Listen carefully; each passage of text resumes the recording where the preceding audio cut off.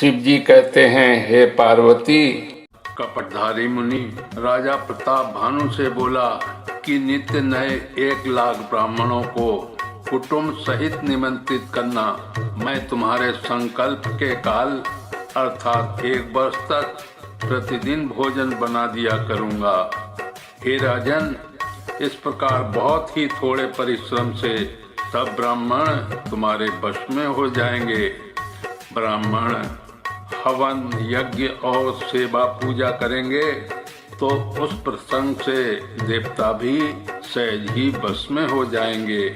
मैं एक और पहचान तुमको बताए देता हूँ कि मैं इस रूप में कभी ना आऊंगा। हे राजन, मैं अपनी माया से तुम्हारे पुरोहित को हर लाऊंगा, तब के बल से उसे अपने समान बनाकर 1 वर्ष तक यहाँ रखूंगा। और हे राजन सुनो, मैं उसका रूप बनाकर सब प्रकार से तुम्हारा काम सिद्ध करूंगा। हे राजन, रात बहुत बीत गई, अब सो जाओ। आज से तीसरे दिन मुझसे तुम्हारी भेंट होगी, तब के बल से मैं घोड़े सहित तुमको सोते ही मैं घर पहुंचा दूंगा। मैं वही पुरोहित का वेश धरकर आऊंगा। जब एकांत में तुमको बुलाकर सब कथा सुनाऊंगा, तब तुम मुझे पहचान लेना। राजा ने आज्ञा मानकर शयन किया और वो कपट ज्ञानी आसन पर जा बैठा। राजा थका था, उसे गहरी नींद आ गई, पर वो कपटी कैसे सोता, उसे तो बहुत चिंता हो रही थी। उसी समय वहाँ कालकेतु राक्षस आया, जिसने सुअर बनकर राजा को भटकाया था। वो तपस्वी राजा का बड़ा मित्र था और खूब छल प्रपंच जानता था। उसके 100 पुत्र और 10 भाई थे, जो बड़े ही दुष्ट, किसी से न जीते जाने वाले और देवताओं को दुख देने वाले थे। ब्राह्मणों, संतों और देवताओं को दुखी देखकर राजा ने उन सबको पहले ही युद्ध में मार डाला था। उस दुष्ट ने पिछला वैर याद करके तपस्वी राजा से मिलकर सलाह विचारी अर्थात षड्यंत्र किया और जिस प्रकार शत्रु का नाश हो वही उपाय रचा। भाविवश राजा प्रताप भानु कुछ भी न समझ सका। तेजस्वी शत्रु अकेला ही हो तो भी उसे छोटा नहीं समझना चाहिए। जिसका सिर मात्र बचा था वो राहु आज तक सूर्य चंद्रमा को दुख देता है।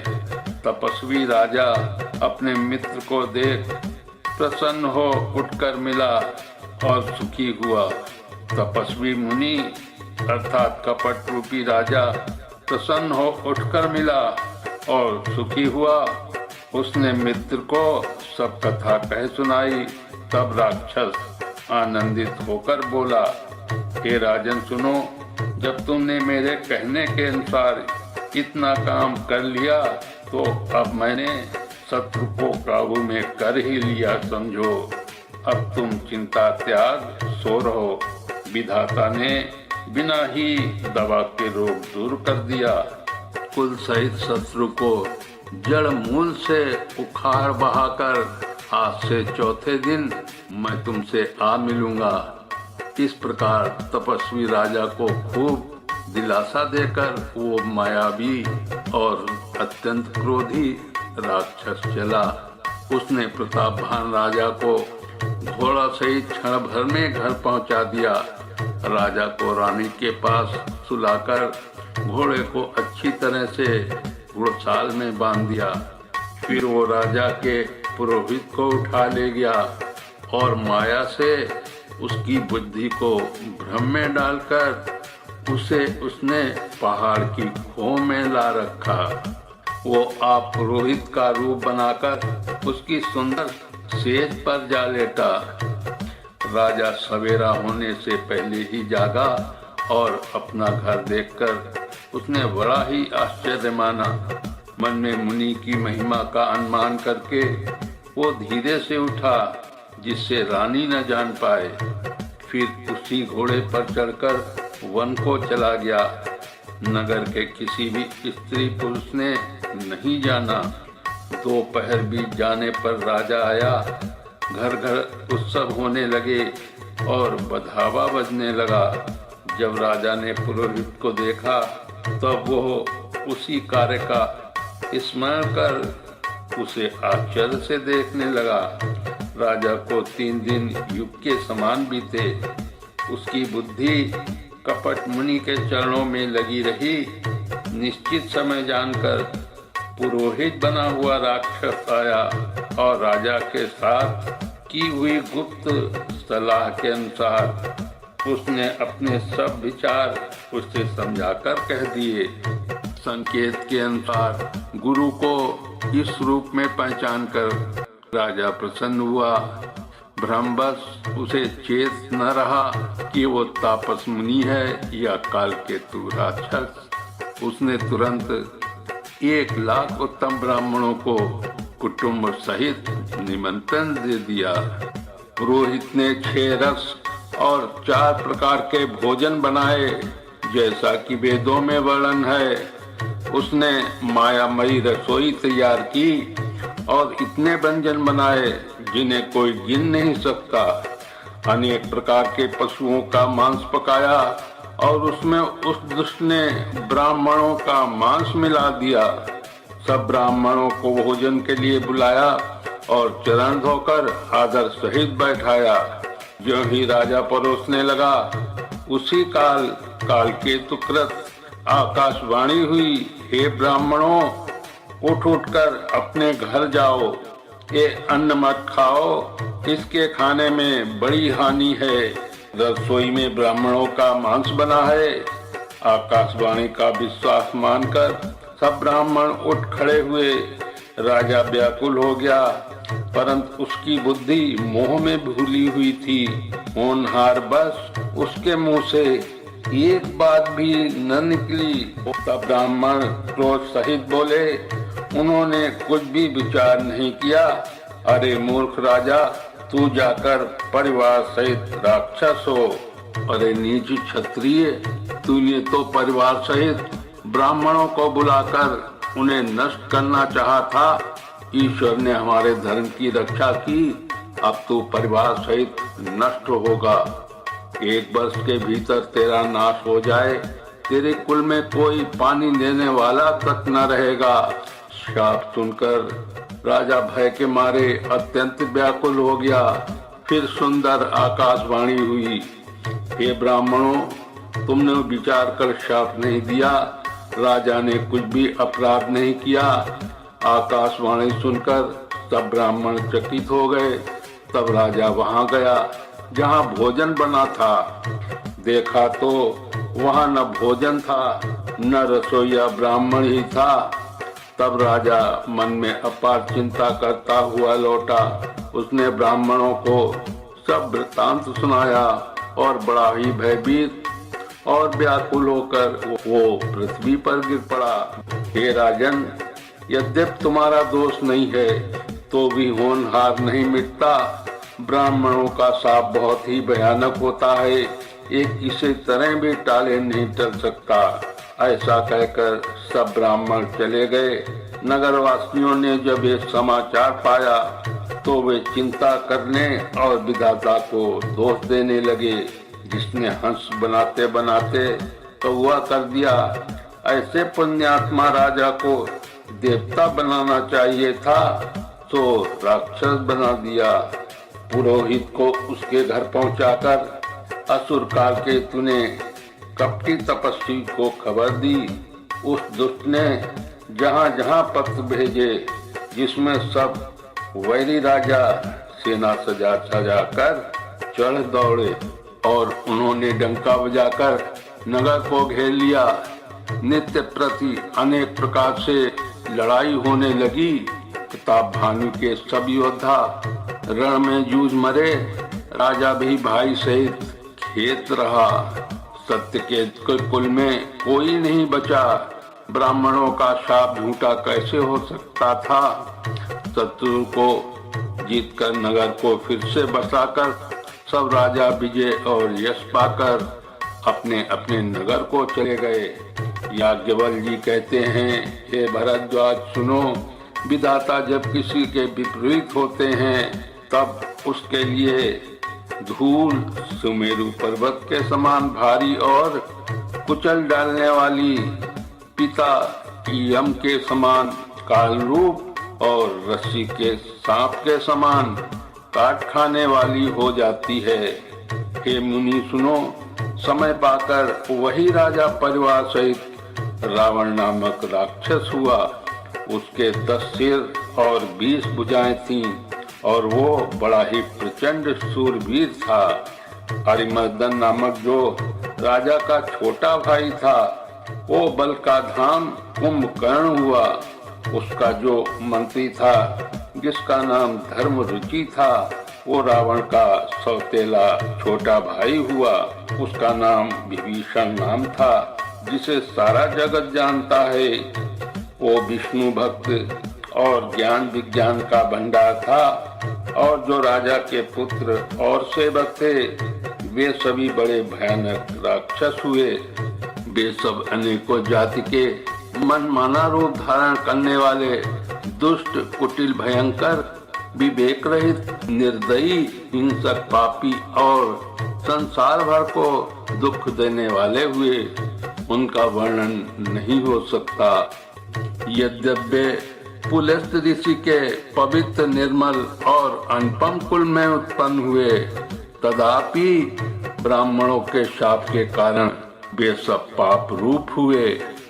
तीनों भाइयों ने अनेकों प्रकार की बड़ी ही कठिन तपस्या की, जिसका वर्णन नहीं हो सकता।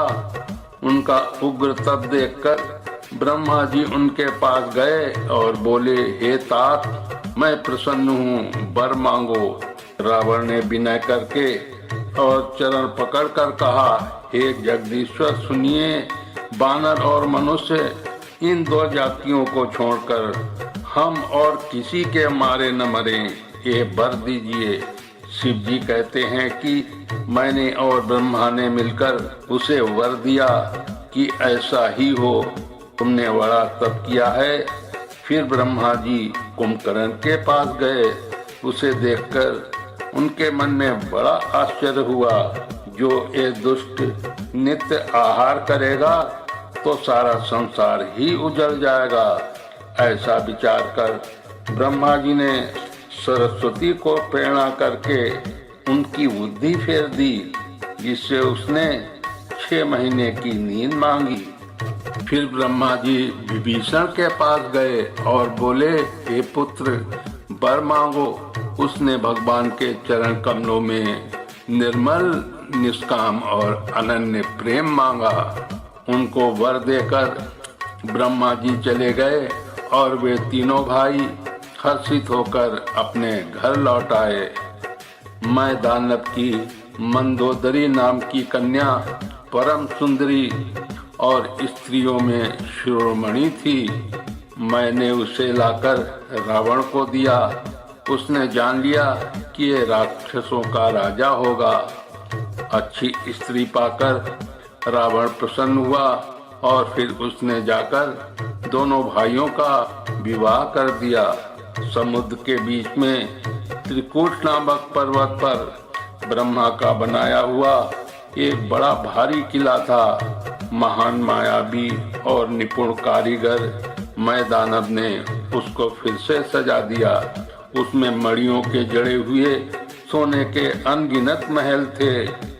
जैसी नागकुल के रहने की पाताल लोक में भोगवतीपुरी है और इंद्र के रहने की स्वर्ग लोक में अमरावतीपुरी है, उनसे भी अधिक सुंदर और बांका वो दुर्ग था। जगत में उसका नाम लंका प्रसिद्ध हुआ। उसे चारों ओर से समुद्र की अत्यंत गहरी खाई घेरे हुए है। उस दुर्ग के मणियों से जड़ा हुआ सोने का मजबूत परकोटा है, जिसकी कारीगरी का वर्णन नहीं किया जा सकता।